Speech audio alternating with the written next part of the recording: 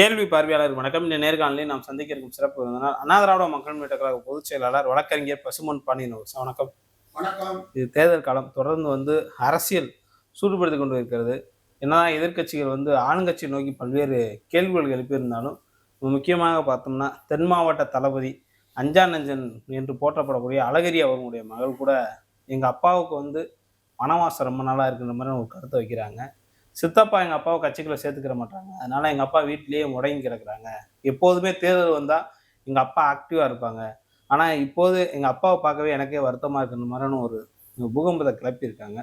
தொடர்ந்து ஆளுங்கட்சிக்கு ஆதரவான அலைகள் வீசக்கூடிய சூழலை கூட அழகிரியில் ஏன் ஸ்டாலின் அவர்கள் கட்சியை சேர்த்துக்கலன்ற மாதிரி ஒரு கருத்து கூட எழும்ப தொடங்கி இருக்குது. எப்படி பார்க்குறீங்க சார்? திராவிட மாடல் ஆட்சியும் நம்முடைய மாண்புமிகு முதலமைச்சர் தளபதி ஸ்டாலின் அவர்கள் மீண்டும் சமூக நீதியை நிலைநாட்டுகின்ற ஆட்சியை தொடர வேண்டும் என்ற பொறுப்போடு மன வலி இருந்தாலும் வலிமையான திராவிட இயக்கம் வெல்ல வேண்டும் என்ற பெரியாரின் லட்சிய உணர்வோடு அண்ணாவின் சிந்தனையோடு நாங்கள் எல்லாம் கடுமையான கோடை வெயிலையும் பொருட்படுத்தாமல் சுட்டரிக்கக்கூடிய இந்த வெயிலிலும் உதயசூரியன் உதிக்க வேண்டும் என்று வியர்வியை ரத்தத்தை இந்த மண்ணில் சிந்தி எந்த எதிர்பார்ப்புமின்றி போராடி கொண்டிருக்கிறோம். இந்த நிலையில் திமுக கழகத்திற்கு எந்த விதமான சேதாரம் ஏற்பட்டுவிடக் கூடாது என்கின்ற பொறுப்புணர்ச்சியோடும் தான் அதே நேரத்தில் எங்களுடைய கடமையை நாங்கள் செய்து கொண்டிருக்கிறோம். நம்முடைய தலைவர் கலைஞருடைய மகன்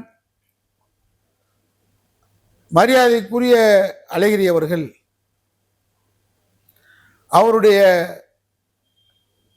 மகள் கைல்விழி அவர்கள் சமூக வலைதளங்களில் அவருடைய உணர்வை, உணர்ச்சி கிடங்கை, உணர்ச்சி பிளம்பாக கவிதை வரிகளில் செதுக்குகிறார். Okay sir. ஆனால் எந்த காரணம் முன்னிட்டும் குடும்பத்திற்கோ இயக்கத்திற்கோ சேதாரம் வந்துவிடக்கூடாது என்பதில் கோபம் அலையை அடக்கி கொண்டு பொறுப்புணர்ச்சியோடு தான் சமூக வலைதளங்களில் பதிவிடுகிறார். இது திராவிட முன்னேற்ற கழகத்திற்கு பெரிய பாதிப்பை தேர்தல் நேரத்தில் ஏற்படுத்தி விடாது என்று என்னுடைய கருத்து.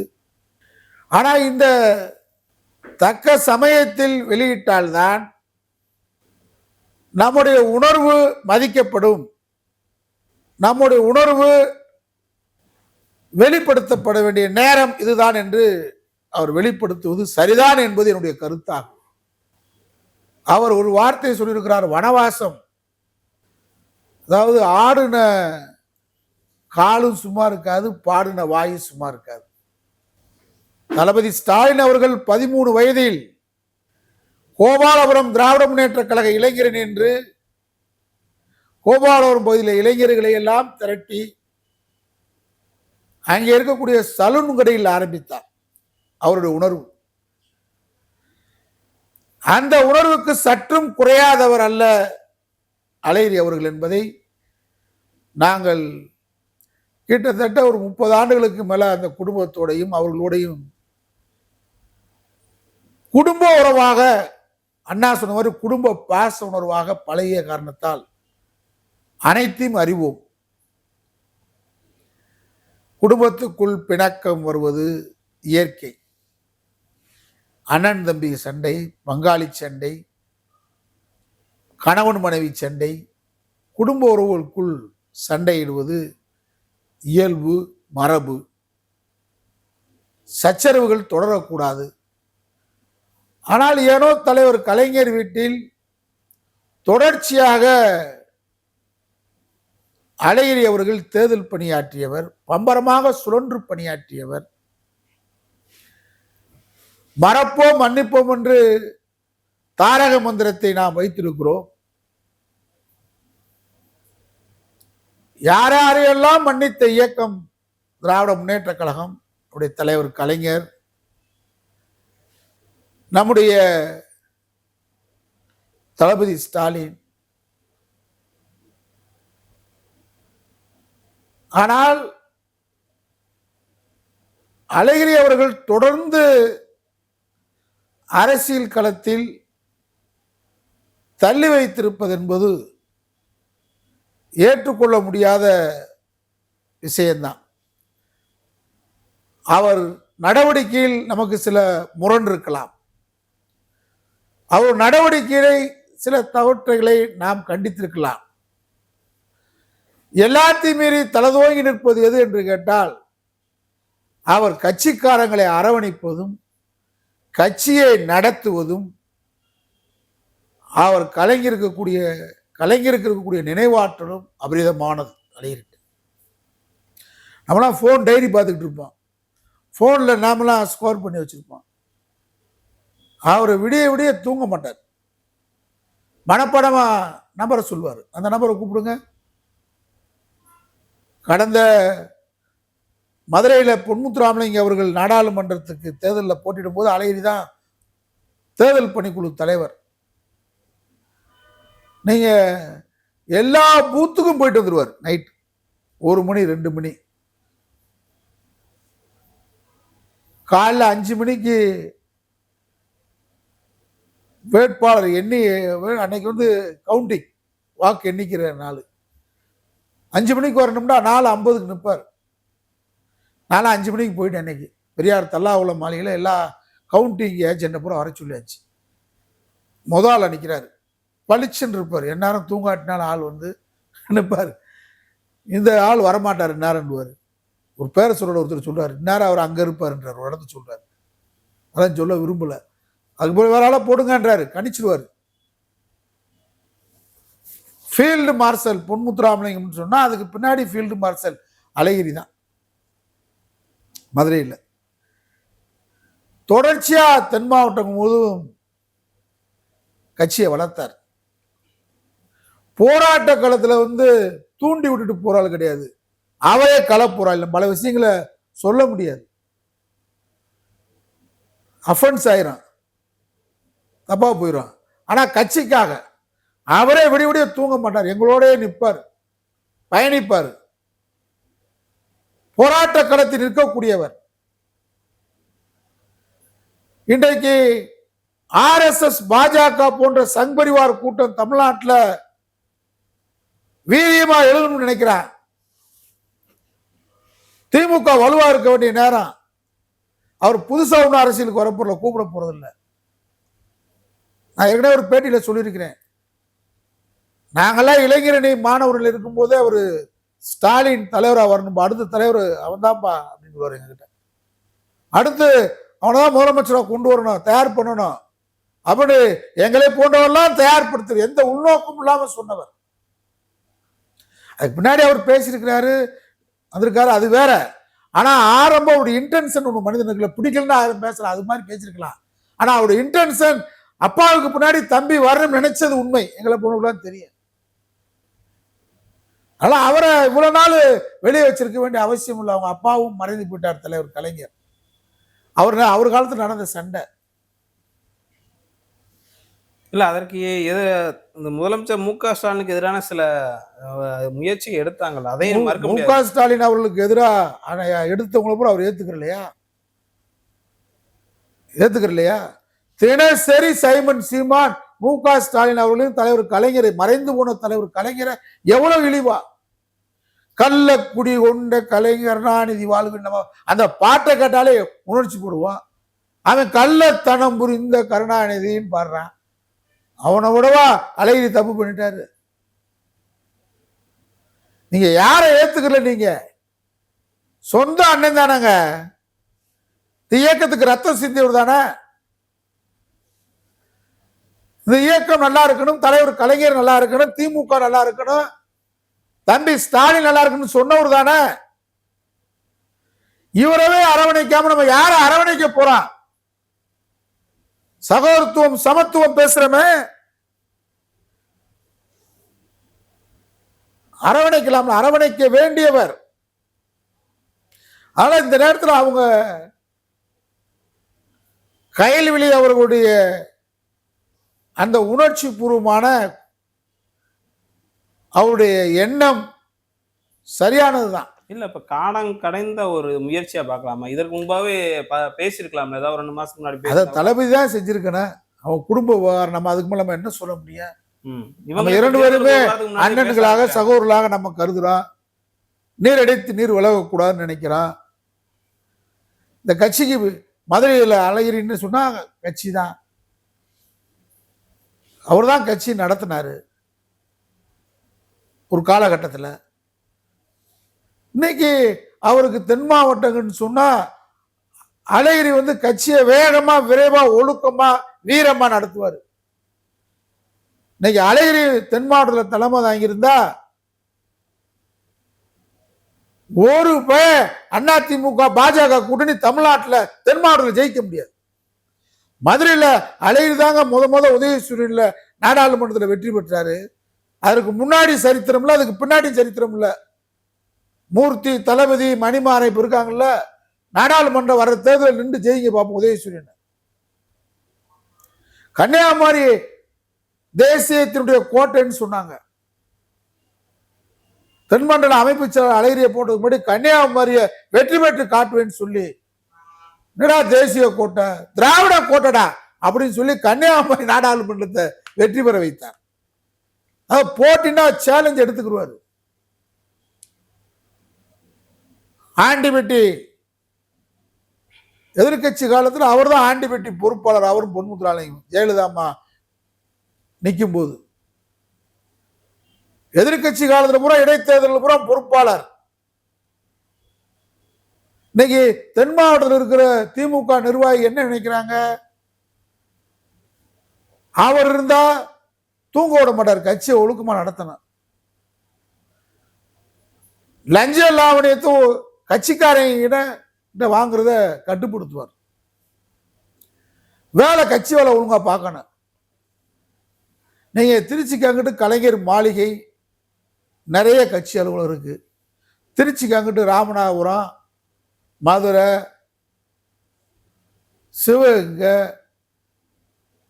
தூத்துக்குடி, கன்னியாகுமரி எங்கேயாவது கட்சி அலுவலகம் இருக்கா? சொந்த கட்டிட அலுவலகம். இங்க பூராமே குறுநில மன்னர் மாதிரி ஆயிட்டாங்க. இப்ப அப்ப அழகிரி இருந்தா அழகிரிட்ட ஏமாத்த முடியாது. அப்ப அவங்க பூரா தளபதி ஸ்டாலின் என்ன சொல்றாங்க? அவரை மட்டும் வர விட்டுறாதீங்க. எதுக்கு?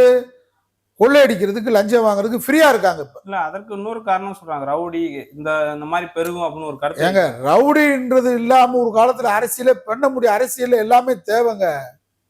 முத்தண்ணே மதுரையில கட்சி நடத்தினா சாதாரண விஷயமா?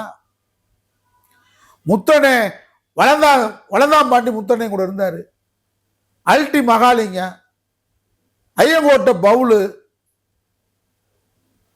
டிச்சா ரெங்க, இவ்வளோ யாரு பேருன்றீங்க? கட்சிக்காரன். அன்னைக்கு RSS காரன் வந்து இந்து முன்னணிக்காரன் நம்மளை எம்ஆர் ராதா நாடகம் போட்டா நாடகத்தை நடத்த விட மாட்டான். ராமாயணத்தை கீமாயணம் நடிச்சுக்கிட்டு இருந்தாரு. இதே மதுரையில் சந்திரா டாக்கிஸ்ல அங்க வைத்தியநாதர் ஐயர் ரவுடி வச்சிருந்தாரு, வைசங்கர் ஐயர் ரவுடியை வச்சிருக்காரு. அப்ப அதை எதுக்குன்னா முத்தண்ணன் இப்படிப்பட்ட ஆளுகளை கையில வச்சிருந்தாரு. அதனாலதான் திமுக வளர்ந்துச்சு.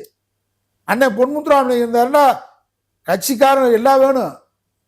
உரப்பு, இனிப்பு, துவர்ப்பு, காரம் எல்லாம் இருக்கிற மாதிரிதான் கட்சியில அவங்க வேணும். அவங்க ரவுடித்தனம் பண்ணாங்கன்னா சில பேர் வேணும்ல. இன்னைக்கு பாஜக வாழாட்ட முடியுமா? அழகிரி இருந்தா தென் மாவட்டத்தில் வாழ அரிக்கிடுவார். எங்க கிட்ட பாஜக எதுக்கு வரமாட்டேன்றான், வீட்டுக்கிட்ட வர்றேன்னு வாங்க, பசுமன் மாடி விட்டு போறேன்னுவான். போனா திரும்ப முடியாதுன்னு தெரியும் அவங்களுக்கு. அப்படி இருக்கணும்ல. நான் ரவுடியா? வீரன் இதுக்கு பேரு, வீரனா இருக்கணும். இல்லாட்டி RSS காரன் லேசில் விடுவானா நம்மள? அவன் தான் இந்தியா பூரா ரவுடின்றான், பகுத்தறிவாளர்களை கொள்றான். எங்க வீட்டுல RSS பிஜேபி வாய் மூடி இருக்கான்னா விட மாட்டோம்ல. இன்னைக்கு தென் மாவட்டத்தில் அழகிரி இருந்தா அது ரவுடி கிடையாது, கட்சிக்காரன் 10 பேர் நல்லவன் இருப்பேன், கெட்டவன் இருப்பேன், எல்லாம் தான் இருப்பேன். அதனால வேணும், ஒரு ஒரு பயம் வேணும்ல. சைவமாவும் சாப்பிட முடியாது, அசைவமும் சாப்பிடணும்ல. அது மாதிரி அவர்கிட்ட இருந்தாங்க. அது ஒரு காரணம் இல்லை, அது கொஞ்சம் கூடுதலா இருக்கக்கூடாது, அவ்வளவுதான்.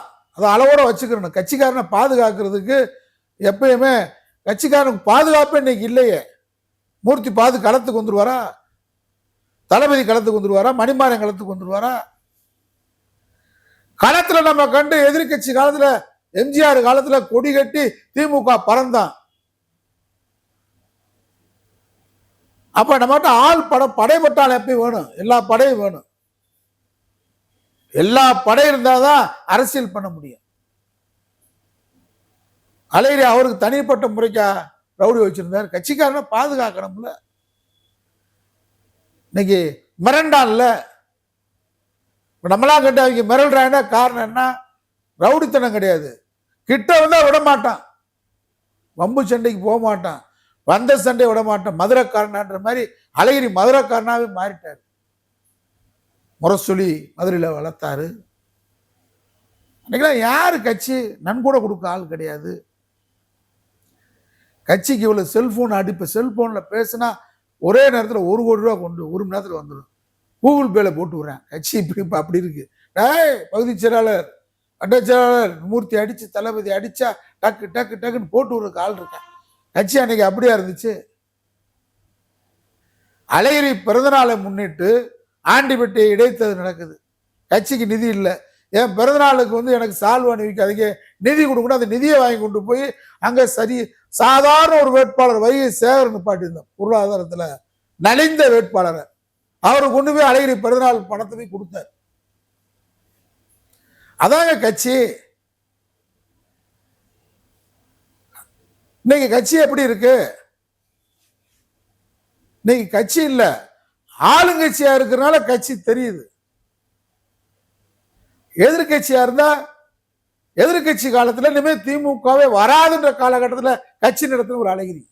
ஏன் அவர் இப்ப திமுகக்குள்ள வந்தா என்ன கெட்டு போயிடும், குடிமொழி போயிடும், இல்ல கோஷ்டி பூசல் வந்துடும், அதனால ஸ்டாலின் கோஷ்டி பூசல் இல்லையா?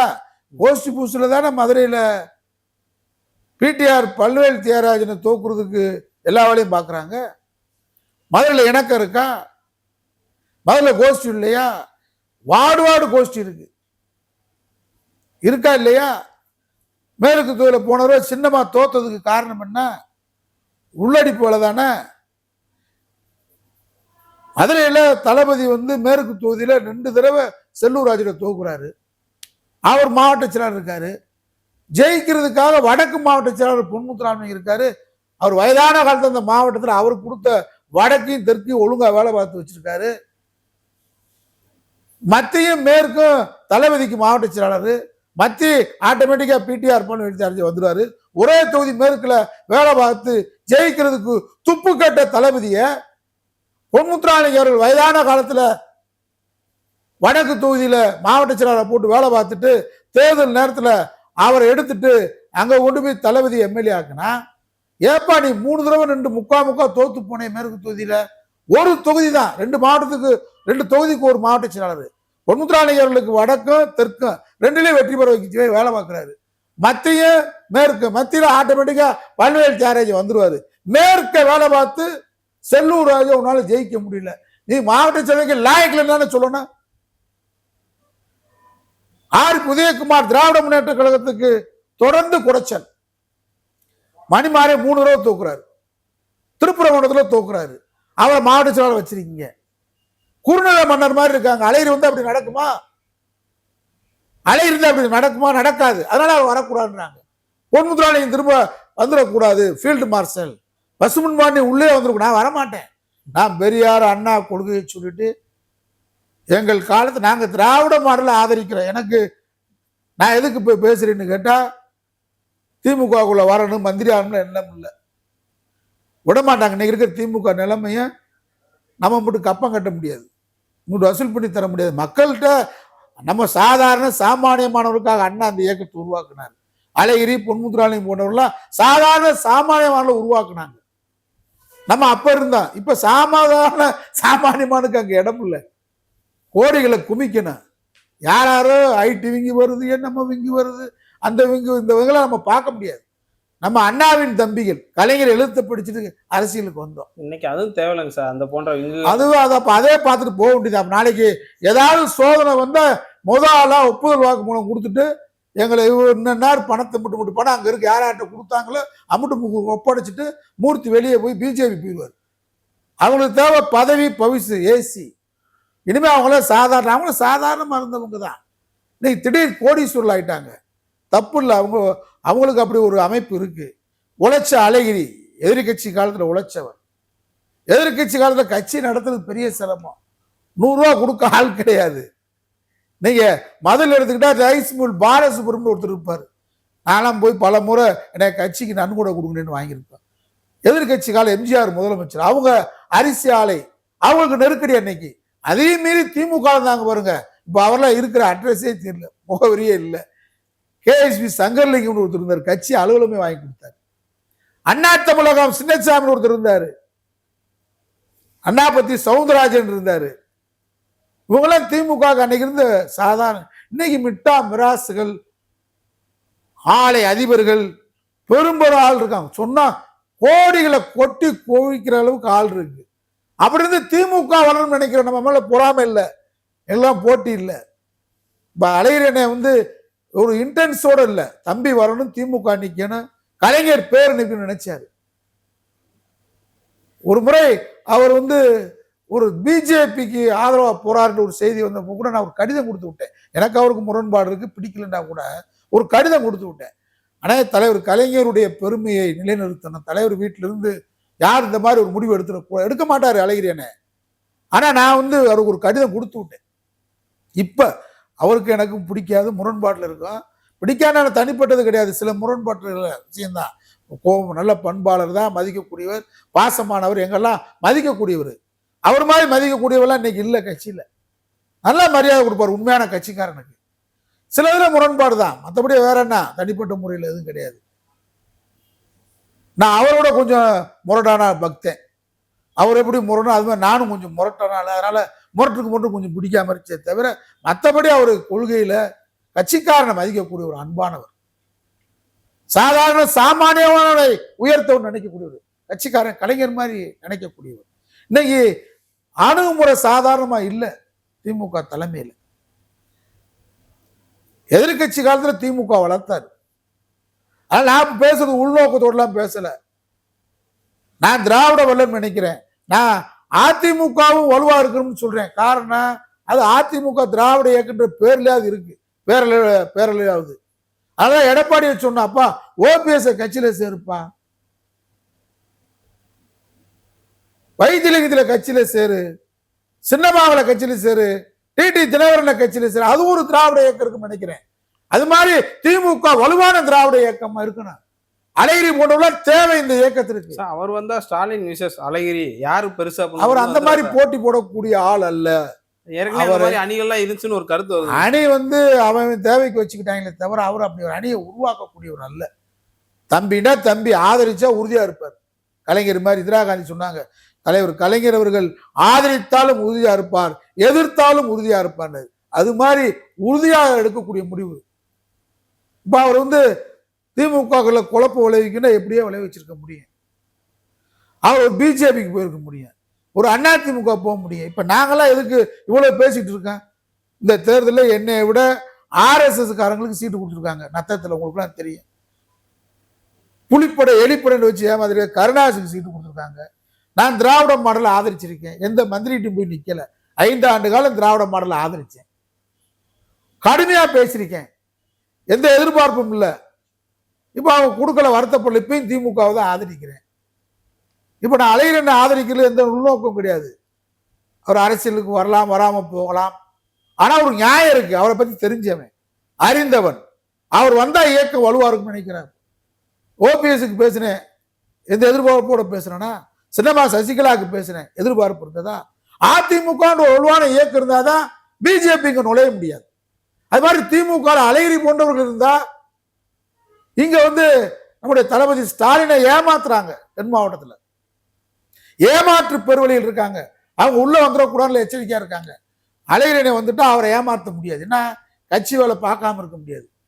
இந்த 5 ஆண்டு காலங்களில் நம்முடைய தளபதி ஸ்டாலின் கொண்டு வந்த திட்டங்கள் குறித்து தென் மாவட்டத்தில் எத்தனை பிரச்சார கூட்டம் நடத்திட்டாங்க.